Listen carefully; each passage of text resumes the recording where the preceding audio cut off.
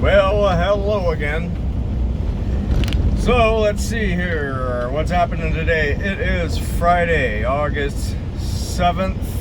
Local time is, let's see. Oh, let me figure out how to get in gear here. There we go.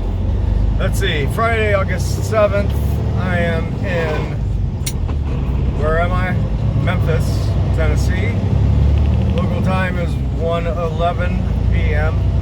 and I am headed back to, well, not back to, but back in, I'm headed to Nashville. And let's see, I just picked up an empty trailer from the Amazon facility over here in Memphis. And as far as these facilities go, it's not as if I've been to a whole ton of them quite yet, but I've been to a few. And this one, boy, like it's a big, huge, brand new. Oh, I gotta take a right turn here.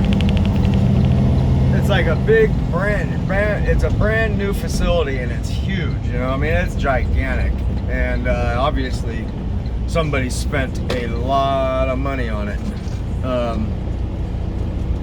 And it's nice. It's big and it's open, and it's easy for the trucks to get in and out of, and there's plenty of room to do your maneuvers to back your trucks in, back your trailer into the stalls and all that stuff. But boy, do they have it staffed poorly. It's just really staffed really poorly. The people there at the front gate were kind of nonchalant about the whole thing of their jobs. Like, they're not in any real big hurry to get anybody in, and they're not, I don't know if I'm going to say they're not helpful, because I don't know. I mean, when you're in that position, in that job, and you deal with a lot of, truck drivers, and who are not the most cordial themselves, I suppose, you become quite callous from that. But that set aside, you should still, be able to, do your job efficiently. And understanding, the nature of this business is, everybody is against the clock. That's what this business is about. It is a fight against time. People purchase their stuff online or whatever, and it's just it's kind of Amazon is competition with FedEx and UPS and all that. So the competition, like I said, it's a time game. They're the people working there at the gate just seem to have no care about it at all. They were just, I don't know, the other places I've been to, these guys are like killing 2 or 3 birds with one stone, and doing like 4 things at once. And I pulled in, I was bobtail when I pulled in, and bobtails are easy to deal with, for the front gate people. And like the girl who was working there, she was dealing with 1 or 2 guys, and then and I was coming up next, and she got up and just walked away. Like, and there's all these trucks lined up at the gate, and she just up and left.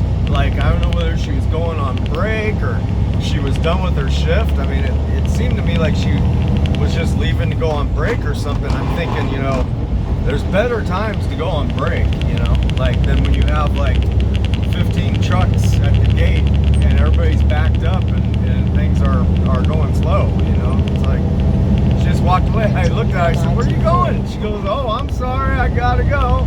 I'm like, okay. So then so I walk up to this other guy who's in the tent, and I asked him, "Hey, can you get me in real quick?" He's like, "Oh, yeah, I gotta get this one truck in," and he was moving like a snail, man. He was like a tortoise.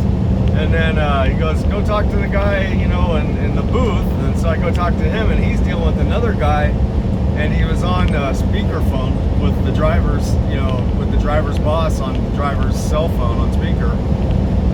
And I don't know, there was some issue, you know, I don't need to get into the details, but the guy in the booth, like, as he's talking to the customer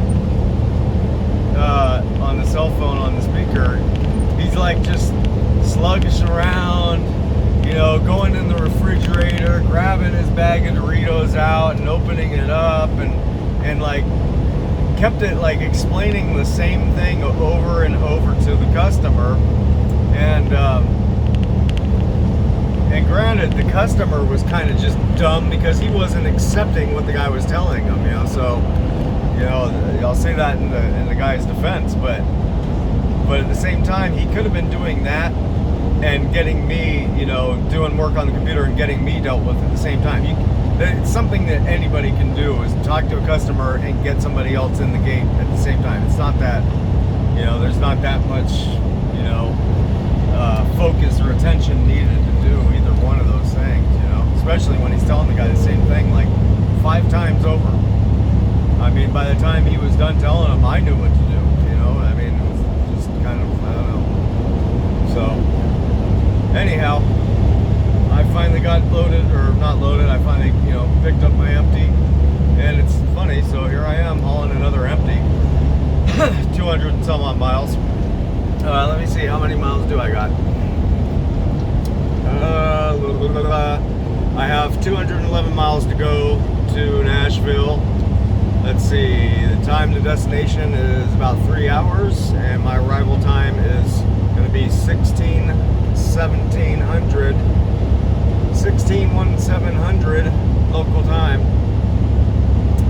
So not too bad of a haul, pretty easy one.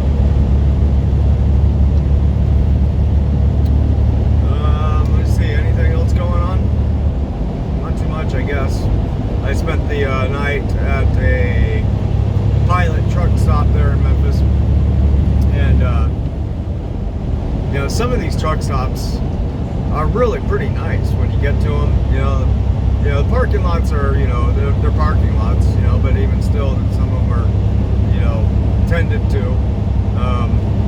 And then when you go inside the store and, you know, use the facilities and the shower and all that kind of stuff, they're generally really nice. I didn't use the shower at this one. I used the restroom, of course, but and it was, you know, it was comparable to the others, but boy, the parking lot was just a ghetto.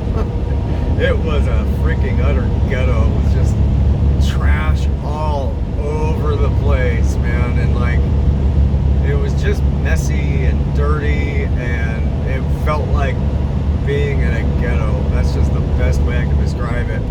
And I was sitting there thinking, as I'm looking at all that trash and stuff in this little creek behind it and whatnot, I'm just thinking, man, you know, with all the money that these truck stops make just on fuel alone, you would think that they would get somebody to tend to the parking lot a little bit better than that.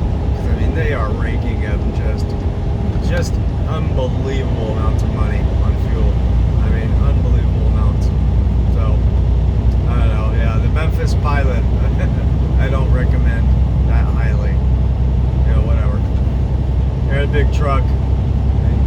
Yeah, put curtains in the windows and you know, close the curtains for the sleeper and climb in your bunk, and it's really easy to forget where you are. So, you know, you can kind of tune it all out. So that's what I did. So anyhow, I guess that about wraps it up, and yep, in Nashville, and I guess I'll get back with y'all later. See ya.